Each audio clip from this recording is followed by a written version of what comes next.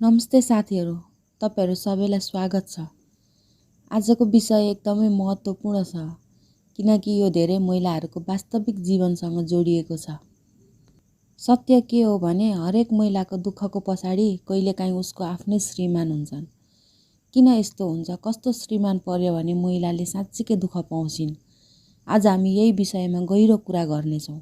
बिहे यो केवल एउटा सम्बन्ध होइन, यो दुई आत्माको मिलन हो, दुई परिवारको जोड हो र एउटा यस्तो यात्रा हो जहाँ एक महिलाले आफ्नो पुरानो संसार छोडेर नयाँ संसार सुरु गर्छिन्।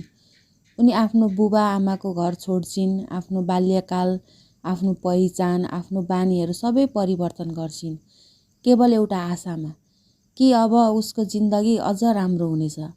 उनलाई माया गर्ने, बुझ्ने, साथ दिने एउटा श्रीमान भेटिनेछन्। तर सबैको कथा एउटै हुँदैन। कसैको जिन्दगी बिहेपछि सपना जस्तै बन्छ, जहाँ माया हुन्छ, सम्मान हुन्छ, खुसी हुन्छ। तर कसैको जिन्दगी त्यहीँबाट टुट्न सुरु हुन्छ, जहाँ उसले सबभन्दा धेरै भरोसा गरेको हुन्छ। जब श्रीमान नै बुझ्दैन, जब श्रीमान नै साथ दिँदैनन्, जब श्रीमान नै पीडाको कारण बन्छन्, त्यो महिलाले कसलाई सुनाउने आफ्नो दुःख, कसलाई देखाउने आफ्नो आँसु? आज हामी त्यही गहिरो विषयमा कुरा गर्दैछौँ। कस्तो श्रीमान पर्यो भने महिलाहरूले साँच्चीकै दुःख पाउँछन्? सायद यो कथा कसैको वास्तविकता हो, सायद तपाईँको पनि हुनसक्छ। अब कुरा आउँछ, समस्या कहाँबाट सुरु हुन्छ त?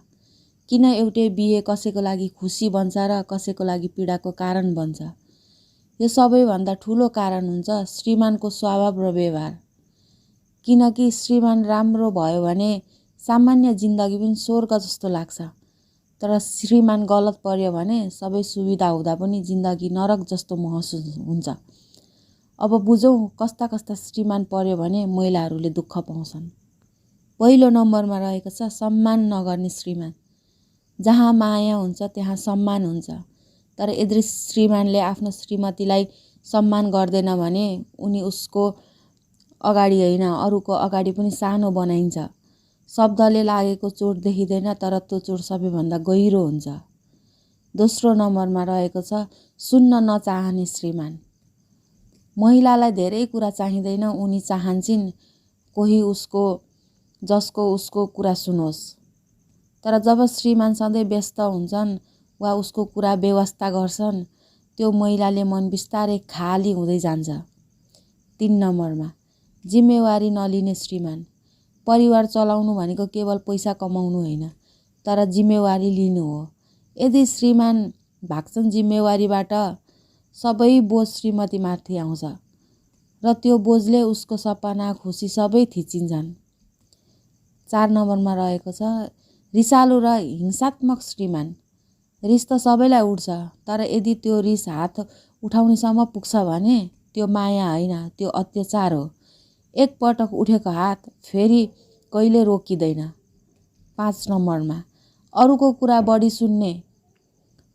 धेरै घरमा यस्तो हुन्छ, श्रीमान आफ्नो निर्णय आफै गर्दैनन्, अरूको कुरा सुन्छन्, आमा, दाजु, दिदी, तर आफ्नै श्रीमतीको आवाज कहिले सुन्दैनन्। त्यो महिलालाई लाग्छ ऊ त्यो घरको सदस्य होइन, एउटा बाहिरी मान्छे हो।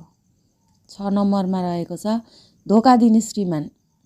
विश्वास टुट्नुभन्दा ठुलो पीडा केही हुँदैन। जब श्रीमानले नै धोका दिन्छन्, त्यो महिलाको आत्मसम्मान, भरोसा सबै चकनाचुर हुन्छ।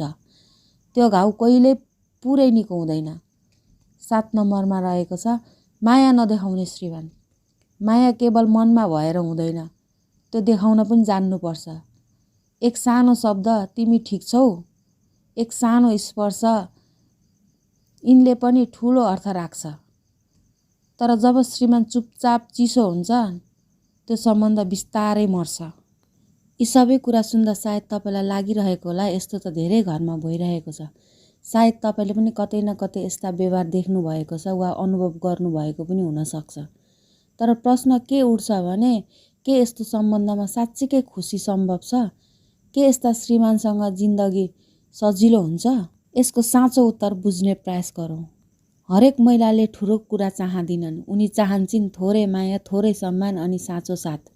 श्रीमान यदि सही भयो भने जिन्दगी स्वर्ग जस्तो हुन्छ, तर यदि गलत भयो भने त्यही जिन्दगी सबैभन्दा ठुलो सजाय बन्न सक्छ। त्यसैले बिहे गर्नुभन्दा अघि र सम्बन्धमा बस्नुभन्दा अघि सही मानिस छान्नु धेरै जरुरी छ, किनकि गलत श्रीमानले एउटा महिलाको जिन्दगी मात्र होइन, उसको आत्मा नै टुक्र्याउँछ। तपाईहरूलाई आजको भिडियो कस्तो लाग्यो? यदि हजुरहरूलाई मन पर्यो भने यस्तै भिडियो लिएर आउने नै छु। लाइक, कमेन्ट, सेयर, सब्सक्राइब गर्न नबिर्सिनुहोला। हस् त, धन्यवाद, नमस्कार।